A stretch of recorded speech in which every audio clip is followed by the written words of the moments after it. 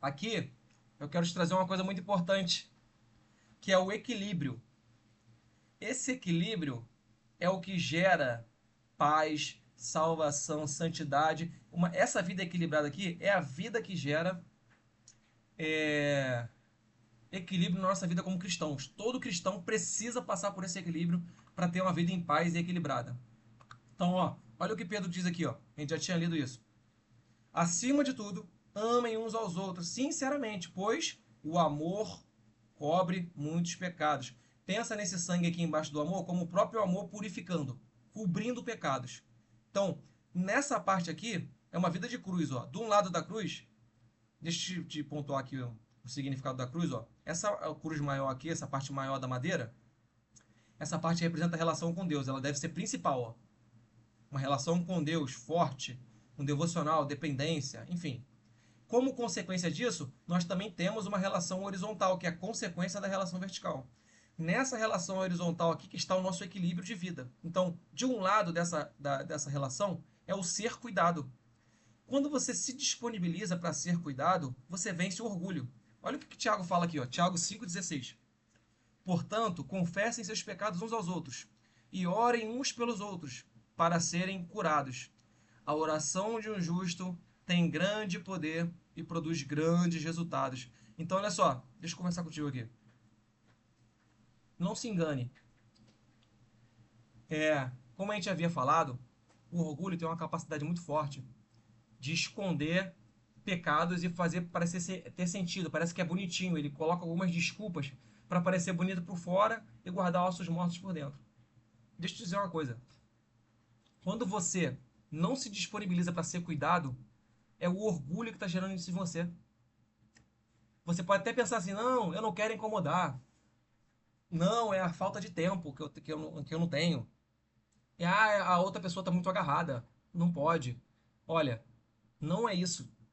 É o orgulho que no fundo está dizendo assim, você não precisa ser cuidado por ninguém. Você dá conta disso sozinho. Só que olha o que diz em Tiago, tem coisas que só vão ser curadas quando nós confessarmos uns aos outros. Sabe por quê?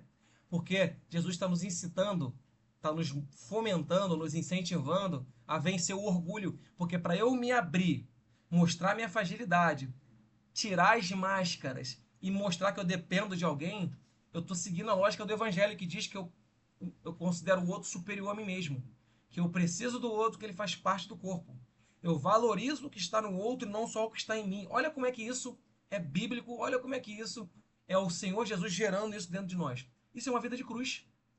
Então, Jesus quer que a gente seja cuidado por alguém. A gente precisa se reportar a alguém. A gente precisa, em certo momento, tirar nossa armadura e poder ser vulnerável e confiar numa pessoa que vai nos ajudar, que vai orar por nós e nós vamos ser curados. Então, se nós não nos colocarmos para ser cuidados, o orgulho está nos vencendo. Consequentemente, está gerando morte, está destruindo a nossa vida. Então, fique alerta com isso. Por quê? Porque quando você se coloca para ser cuidado, você vence o orgulho. E aí, ó, o outro equilíbrio, aqui eu venço o orgulho. E aí a vida de equilíbrio é eu sou cuidado e também cuido. Quando eu escolho cuidar de alguém, aqui o amor me salva. Por quê? Quando eu sou cuidado, eu sou curado do orgulho, eu sou curado dos maus, ó. Confessei o pecado, sou curado, porque a oração de justo tem grandes resultados, pode muitos seus efeitos. Beleza. Só que aqui tem uma função, é eu cuidar de alguém agora. Esse é o equilíbrio. Porque quando eu passo aqui, ó, como essa setinha tá passando, para cuidar de alguém, esse amor que cobre muitos pecados, ele cobre em primeiro lugar os meus pecados. Ele cobre o espírito faccioso, ele me cura do orgulho, ele me cura da inveja, ele me cura do ciúme, ele me cura de toda a obra da carne, conforme Gálatas 5. E aí, quando eu passo para cá, me coloco para cuidar de alguém, aí sim eu estou cumprindo a lei do Senhor. Então aqui, ó, Gálatas 6:2. Ajudem a levar os fardos uns dos outros e obedeçam desse modo a lei de Cristo. Aqui eu venço o orgulho. Aqui, quando eu passo para cá para cuidar de alguém, o amor me salva. Ele cobre os meus pecados, purifica o meu coração e, como consequência disso, eu frutifico na vida de outras pessoas. E aí, isso é uma coisa muito interessante porque pensa só nessa lógica aqui. Eu não tenho filhos ainda, vou ter, em nome de Jesus, mas não tenho. Estou me organizando para isso. É, eu imagino que ter um filho muda toda a ótica sua como pessoa. Porque antes você só se preocupava com você mesmo. Antes você só tinha mente para aquilo que você queria. Antes o orgulho te dominava porque você nem era cuidado, nem estava cuidando. Mas agora não, agora tem alguém que depende de você, sabe? Então, o cara que era ali um solteiro, que pensava só nos próprios gastos, agora ele vai ter que pensar em fralda, vai ter que pensar em pomada, remédios. Ele não vai ficar gastando com bobeira porque ele tem alguém para sustentar, alguém depende dele. Alguém foi criado através dele e ele tem uma responsabilidade de cuidar. Então isso muda a maturidade imediatamente. Isso muda a concepção de vida imediatamente. Então olha que coisa interessante. Que maravilha, né, do Senhor. Quando nós nos disponibilizamos para cuidar de alguém, acontece essa mesma coisa conosco. O nosso senso de responsabilidade muda. A gente para de perder tempo com coisas fúteis. Eu tenho uma frase que eu gosto muito, que eu uso para mim. Eu só deixo de ser fútil quando experimento uma vida útil. Então, a forma da gente sair do raso, sair da mediocridade, da futilidade, é a gente se tornar verdadeiramente útil. E o principal foco do Evangelho, como ele disse mais acima, é servir. A nossa liberdade é para servir uns aos outros em amor. É para isso que a gente deve usar a nossa liberdade. É a função primordial dela. Então, quando eu me disponibilizo para cuidar de alguém, o amor me purifica. Pensa, a gente deu esse exemplo do rio.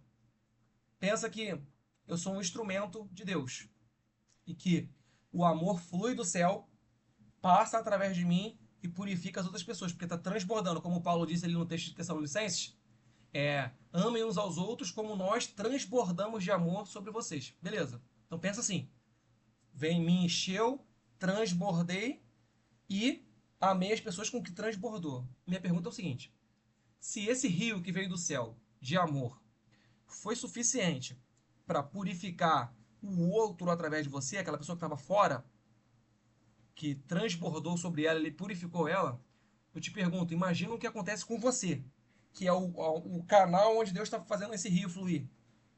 Você é extremamente purificado.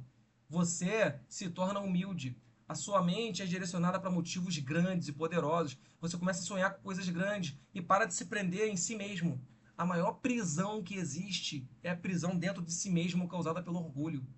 Quando eu só me preocupo comigo mesmo, como disse no texto que a gente leu lá em cima, quem vive isolado perdeu o bom senso, perdeu uma vida de sabedoria, perdeu a maior dádiva de Deus. A Bíblia considera a humanidade como a coroa da criação. Ele fala isso em Tiago, no livro de Tiago.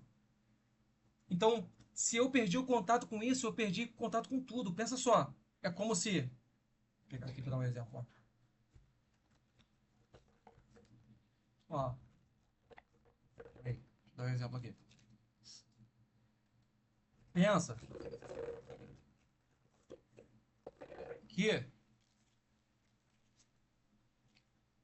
isso aqui é a igreja, ó. As canetinhas aqui para pintar Bob Good são a igreja. Beleza? São diferentes.